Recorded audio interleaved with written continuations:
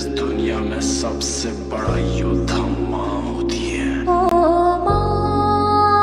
অফিসে বসে কাজ করতে করতে হঠাৎ তার হাত ঘড়িটার দিকে তাকিয়ে তাতানির চোখ কপালে উঠে যায়। রাত 10টা বেজে গেছে। আজ তার প্রিয়তমা স্ত্রীর জন্মদিন।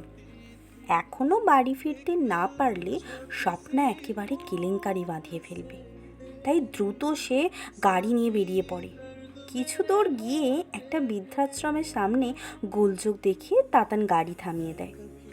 কয়েকজনকে জিজ্ঞাসা করে জানতে পারে এক বৃদ্ধা আজ বিকেলে মারা গিয়েছে, কিন্তু তার বাড়ি থেকে এখনো কেউ দেখতে আসেনি।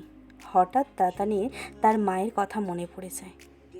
আজ থেকে 2 বছর হলো স্বপ্নার কথায় এমন এক বৃদ্ধাশ্রমে রেখে এসেছিল সে তার মাকে। পরে সে একবারও মায়ের খবর নেয়নি। এটাকেই বুঝি বলে মায়ের প্রতি ভালোবাসা।